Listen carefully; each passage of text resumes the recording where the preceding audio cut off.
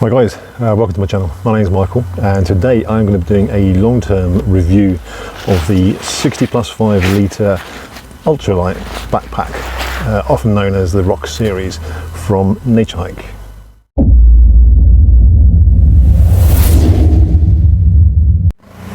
So my channel is about wild camping, gear reviews, generally on a budget. I don't like to spend too much money, I'm a bit of a tight one. So if you like that sort of stuff, please hit the subscribe button, hit the notification bell. I've got some more reviews coming up on some more gear. So basically this review it's a long-term review of the bag that I've had and really liked. There's been a few reviews online since I had this, and one of them in particular, there's a chap called Luke from the Outdoor Gear Review.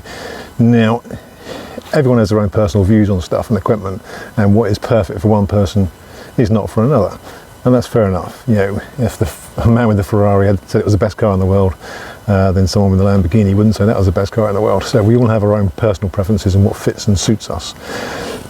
He basically said this was the worst backpack ever made. Now, he's a much bigger channel than I am. He's got like 67,000 subscribers, so you know, not that I want to contradict him, but in the comment section, there's 406 comments when I checked. The majority of them were negative and against what he said, and also they were saying it's a very personal thing. He doesn't seem to ever respond to anybody. I made a comment as well, and obviously he's a busy chap, but I did make a comment and said that I'd done a review on it. I have none of the issues, or the majority of none of the issues that he has found. So I wanted to bring out my own one. Luke, if you're watching, I doubt you are. You didn't read my comment, you probably won't watch my videos. But if you are, have a look at this and respond back in the comments below if you disagree with what I say. Okay, so first off, I'll show you the rucksack. Essentially, it is a 60 litre +5. It has a very high extension roll top. Even when I've got it ram packed full, you know, it tends to be around that height. These two straps, yes, you can clip them together, but again, Luke actually did this incorrectly because he clipped them together and you're not. There are two straps down the side which hold it in place, and then there are two lines across the top here with line locks that connect it to an external pocket on the outside. You can put stuff across the top here. I've put my coat on there, put my wet tent on there outside after a camp before, so it holds it outside the bag. On the back here, there is a decent sized pocket. I tend to put my flask and a few bits and pieces in there. I've got an emergency foil sheet, flask, and a couple of bits and pieces in there. The kangaroo pouch on the back of it is, or the front rather, is absolutely huge. I've got my table, my med kit, my chair buddies for my chair, my water filter. You can fit a ton of gear in here. It is so stretchy. You can really fill it out. Hopefully you can see that there. It has two loops on the bottom, and two bungee cords on the side, so you can attach your walking poles to it, your trekking poles. The sides again have got two mesh slightly stretchy pockets. I fit my chair, my tripod, spork, tent pole, a few other bits and pieces in there, and again you've got it on both sides. On the bottom there is a zip pouch with a little hole in it, a drain hole, and inside there is the rain cover that you do get with this bag. Now, one of the annoying things to think about it is that it's not attached. So with the rain cover, you pull it out, you connect it on, but it's not attached. So if you get a really windy day and it's blowing against you, it could pop the top off and you could lose it. But it hasn't happened. I've been out in, you might have seen in my previous videos, some really high winds and rain. The rain cover was on, it stayed put, so it was fine. Inside the bag, there's nothing to say really. There's space. It has got a fairly curved inner because this is a framed pack. The frame gives you the support. It doesn't weigh a huge amount. The whole thing I think is 1.16 kilos, a little bit less without the rain cover on it if you didn't have that. There is no pouch inside for a water bladder, which is a bit odd because there are two water holes. So there's two holes, one either side, for a water bladder. So a little bit of a weird design, and I agree that is a bit odd. The back panel here is curved. When I wear it, the base here doesn't touch my back. This does, and the bottom of the pad does. It is not height adjustable. I do find that I sweat on the bottom and I sweat on the top, but I also sweat on the pads. That's just me. I sweat on the sternum strap, if you saw it in my other video. But the shoulder harness is obviously fully adjustable, same as any other bag. You've also got load lifter straps on the top here as well. And then you have a water bottle holder, phone holder, whatever you want to call it. Two decent sized pockets on the hip belts, which I'll come to in a minute. And again, in reaction to the comments that were made on this previous video about the bag being so bad, one on each side. Now, this bag fits me perfectly. I'm 6'4". It may not fit everybody, but that's the same in the majority of bags. So I'm going to go over the comments that he made and show you what I've done in investigating in comparison to what he has said about the negative points on this bag. As far as I'm concerned, negative points are, it is a bit sweaty. I do get sweaty, but then again, any other bag apart from a very well framed bag like your Ospreys with the mesh backing on it, you're going to get sweats to it. There isn't an internal pocket for a bladder. I don't bring a bladder, so it doesn't bother me. So again, if it doesn't suit you, don't buy it. If you want a bag with an internal bladder, don't buy it. I don't want one, so I bought it. And it's fine. Now, I generally have this around 10 to 12 kilos in weight. I don't do massive long hikes. The most I've done is probably about 11 miles, and I've not had an issue with it. It's not made me sore, it's not been uncomfortable in comparison to my OEX Valet that I had before. This is a godsend, it's a million times better. But let me go over the points that he made in the negatives and the cons. Okay, so going to one of the first points that he made, he said this was a phenomenally uncomfortable backpack because it doesn't fit anybody in the world. The gap between the shoulder straps here, he measured at 3 inches, which is about right, maybe a bit more, for I think about 3.5 inches. And he said unless you're a child, you haven't got a 3-inch neck, or unless you're shaped like a weird elongated alien, which, you know, maybe I am. I'm 6'4", I'm slim, but I've got a 17.5-inch neck. It's not small. I think Mike Tyson's is 19, so was Arnold Schwarzenegger's. So it's not a small neck. This fits me perfectly.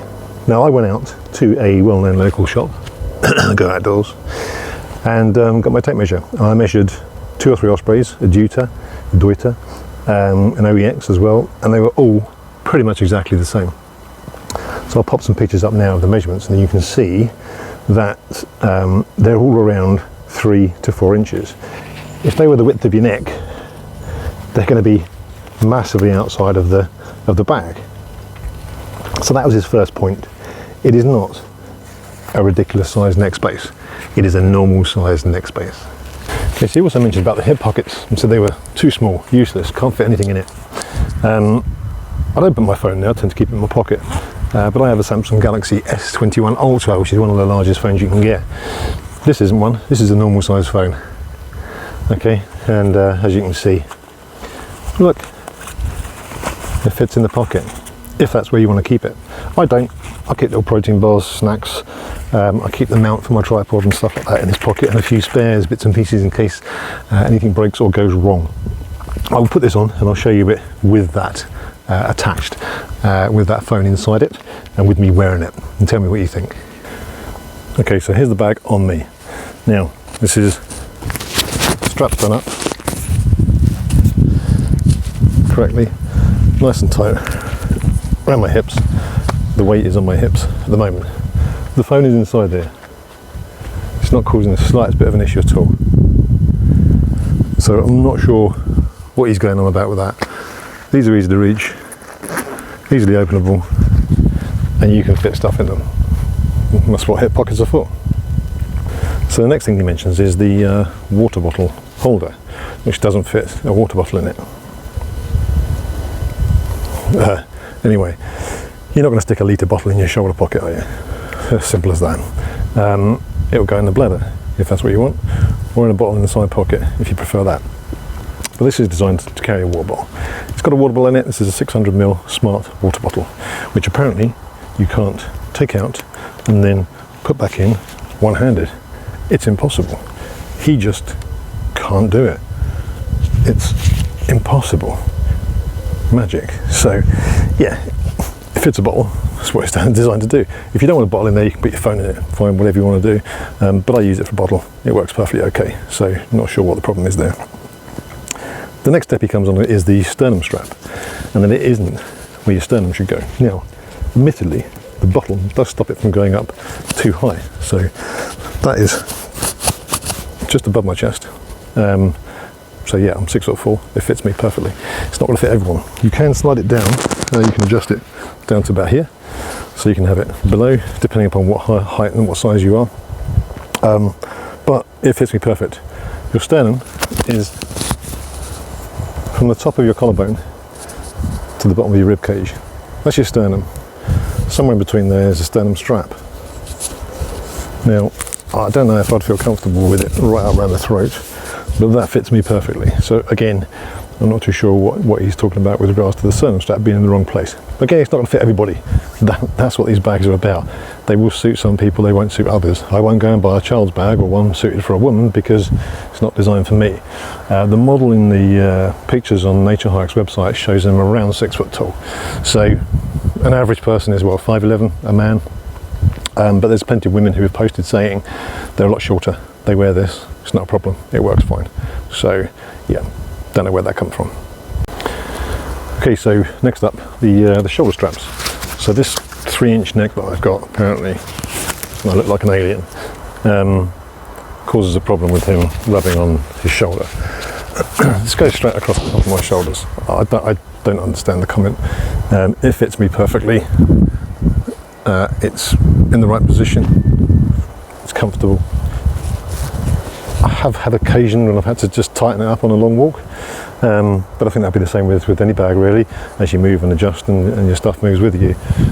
There is, as I say, there is a gap in the back just between the base here that gives you a little bit of space and a little bit of air, but I do sweat top of my back and around the base. This hip belt is not adjustable up and down, so realistically it's either going to fit you or it's not that adjustable. That is a negative to this bag.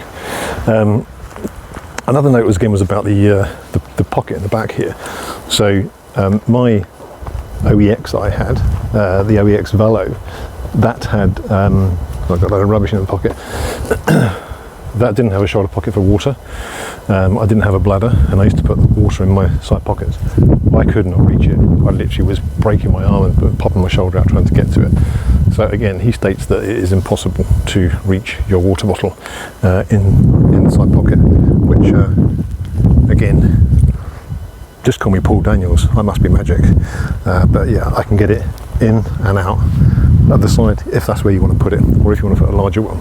So yeah, the pockets are reachable. You know, there's whatever you want to get out of there, I can get my hand right in, and I'm not the most flexible of people in the world, so it is not down to my yoga skills that I can do it. So in summary, okay, bags are very personal. Why like, someone else won't like. If someone else says this is the best bag in the world, it doesn't mean it's going to suit absolutely everybody. You know, we are individuals, we're all different sizes, we're all different shapes. There's nothing fundamentally wrong with this bag. It's a good bag. In an ideal world, you want to go in a shop and try it on, but you can't. But it is a 1.16 kilogram, 60 plus 5 litre bag. That's 53 quid. This is the early version of it. This is the first one that came out, or I got it when they first came out, and I was the first to do a review in the UK on it. It's not the Dyneema one. Dyneema's slightly heavier, but this has been great. I've had it for a year now. I've done dozens of camps, loads of hikes, and it's fantastic. It fits me fine. It's comfortable. It's £53, I think it is, on AliExpress, and it works really well. Don't put it down till you tried it. If you buy it, you don't like it, sell it. You know, you could send it back, but you might struggle if there's nothing wrong with it. But at the end of the day, it's a good bag. Loads of people like it, and I love it. So I hope you enjoyed the video. It's only a short one, quick review on this bag, and I will catch you up on the next review, guys. Thank you.